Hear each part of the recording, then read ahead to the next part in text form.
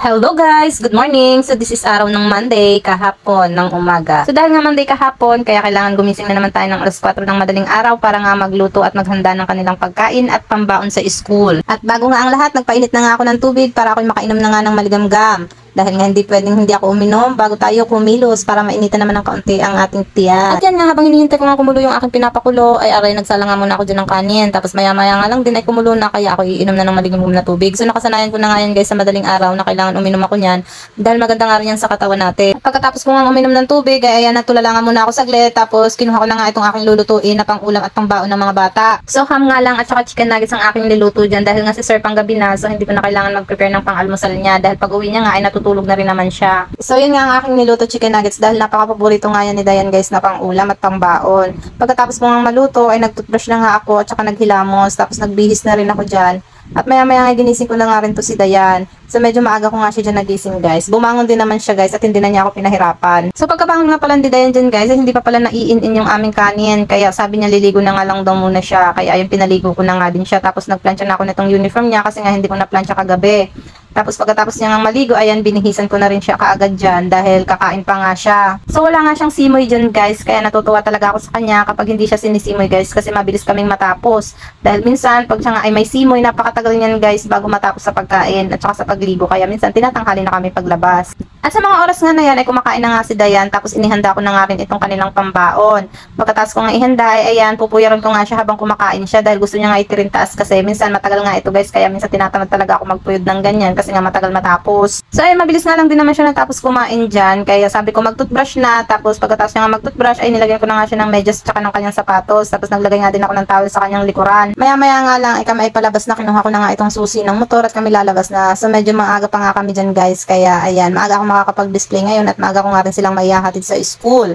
At ayan nga, palabas na nga kami, madilim pa nga dyan sa labas kasi nga wala pa yatang 5:30 yan.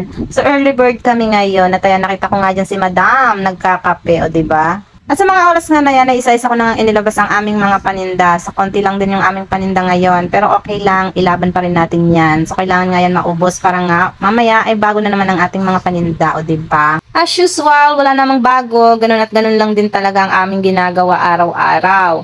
Ayan, magdi-display, tapos mamaya maghahatid ng estudyante. At sa mga oras nga na yan, malapit na nga ako dyan matapos mag-display. At ayan, naglabasan na nga itong mga chikiting. At ayan, naglambing-lambing pa nga ako kay Dayan dyan kasi nga walang simoy. Tuwan-tuwa talaga ako dyan guys kapag wala yan simoy. Dahil pag may simoy yan, Diyos ko po, talaga ako'y na-high blood guys. Talagang malakas ang simoy ng batang yan. At ayan, pinuyuran ko na nga rin dyan si Amara. So gusto niya nga rin daw ng tirintas, kaya tinirintas ko na nga rin din siya. Tapos maya-maya nga, naghanda na rin kami para ihatid ko na nga sila sa school. Ayan. So maaga ko pa nga sila dyan inihatid guys kasi nga may flag ceremony sila ngayon kaya kailangan nilang maagang pumasok. So ayan, babay muna sa inyo mga kulitis, maghapong tahimik ang aking mundo.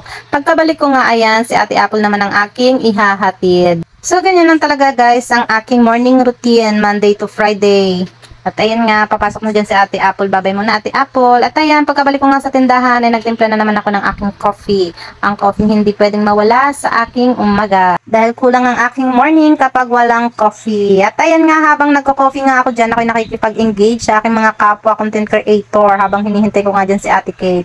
At maya-maya nga lang din ay dumating na din siya. So nabitin ang aking pagkakape, ihahatid ko muna siya. So on the way na nga kami niyan sa kanyang school, paalis na kami niya ng tindahan. At dumaan pa nga kami dito sa module at magpapaprintaw siya ng kailangan niya sa school. So medyo matagal-tagal nga siya dyan guys, matagal-tagal akong naghintay. Tapos bigla pa guys, hindi umandar yung aming motor. So kailangan niyang padyakan. Tapos hindi pa ako marunong pumadyak kaya naghanap muna ako ng papadyak ng aming motor para umandar. Pagkahatid ko nga kay Ate Kate ay niyaya ko nga si sir na maglomi dito sa Talaga, dito sa Bakuran, sa Lumian sa Bakuran. Pero hindi nga namin naubos yung aming makinain kasi ewan ko, hindi yata ako nasarapan.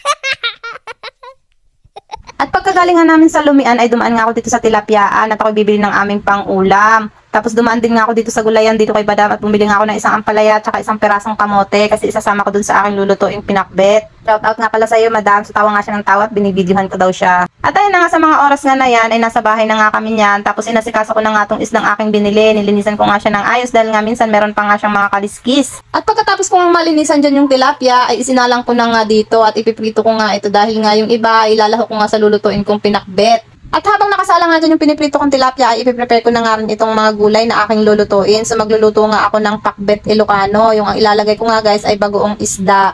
So, meron nga ako dyang ampalaya, talong, saluyot, sitaw, okra, tsaka yung bunga ng malunggay. So, lalagyan ko din pala yan ng kamote, tapos lalahukan ko lang siya ng tilapia, at saka yung may kapiranggot akong karning baboy na natira kahapon, kaya ilalahok ko na din. So, ganyan nga ako guys, pag nagluluto, gusto ko lahat naka-prepare na, lahat nakagayat na, para pag nagluto ako ay tuloy-tuloy na lang. So, nagayat na nga rin ako dyan ng bawang, sibuyas, tsaka yung kamatis. So, pagkatapos ko nga din yan lahat ma-prepare at maluto na nga rin yung aking pinipritong tilapia, isinunod ko na nga rin dyang iniluto yung aking pakbet Ilocano. So, yun lamang guys, wait for part 2.